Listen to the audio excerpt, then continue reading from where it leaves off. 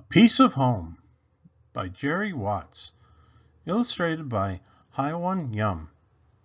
Read aloud by Big Papa Scott.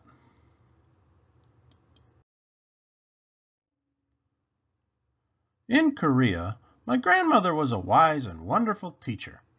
When students bowed, she held her shoulders erect, but her eyes sparkled.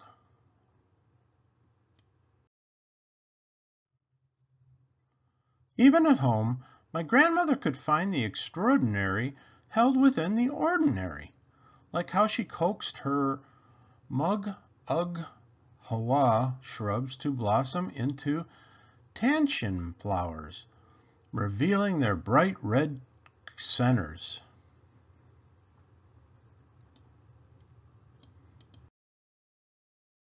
In Korea, I was ordinary, a regular boy, playing and laughing and bossing my little sister, Se-Ray. I was not extraordinary, not different. I was just me, like so many others.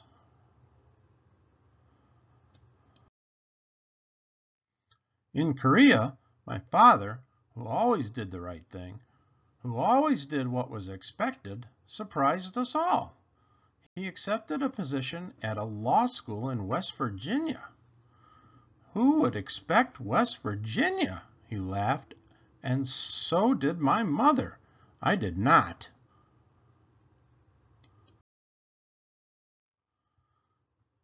In swift movements and rapid fire, I found my world packed into 3 boxes and 1 suitcase, crated, nailed, and mailed to a house I'd never seen.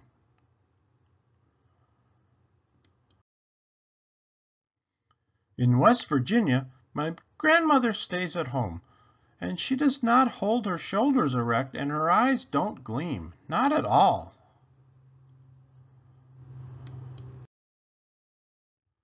In West Virginia, I am not ordinary. I am different. My eyes are not big and round like everyone else's, and my hair does not tumble in thick curls or make a golden halo around my head. My new classmates smile and talk, but it is sharp noise. Their names sit like stones on my tongue. Steve, Tom. Here there are mountains, like in Korea, but the sky seems smaller and darker. I miss the lights of our city. The dark here is so black, at night I touch my eyes to make sure they are open. But when the pale moon is full and round, it looks like my face, and a little like the face of the woman who is now my teacher. My teacher is nice. She tries to help. She speaks slowly, as if I am stupid, lips snapping over sounds my mouth will not make. Can you say book? B-O-O-K? I try to say I don't want to be here. She nods a lot and smiles, but she knows that I do not understand, and I know she does not understand.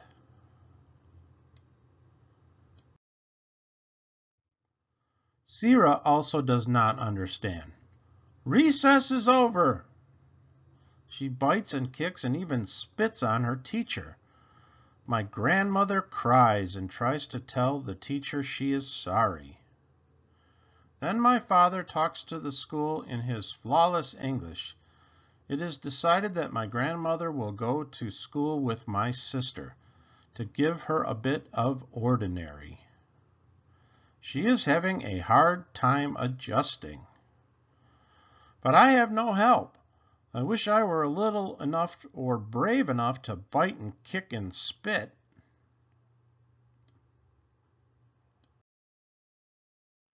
Days become weeks and weeks become months. I learn bathroom and please. I am surprised that I can form words that make their meaning clear, though they still feel like stones, heavy in my mouth. Pizza. They work, though. Play with me, like in Korea. Pass it back, like in Korea. Let's throw it at the girls. Okay. Grandmother is learning too, along with C. Ray. At dinner, she tells us about the other children in C. Ray's class and about their young teacher, newly engaged, who helps my grandmother with English at nap time. And my grandmother, with halting words, gives her advice.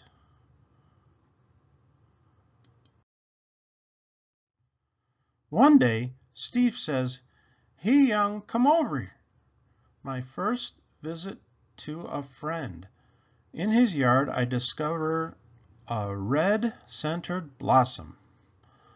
Mugungawa, I say. Rose of Sharon, Steve says. It's Mungunghawa in Korea, I say. It's Rose of Sharon here, Steve says. When I leave, Steve's mother gives me a Mungunghawa blossom and a tender shoot to take home. A piece of heaven, grandmother says. A piece of home. Here it is called Rose of Sharon. A piece of home.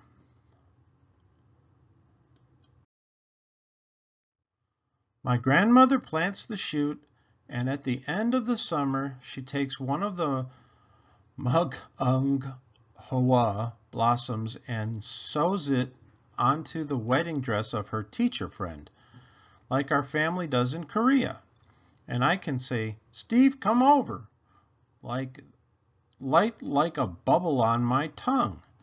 And that is ordinary in our new home. The end. Please hit the like button and subscribe to my channel.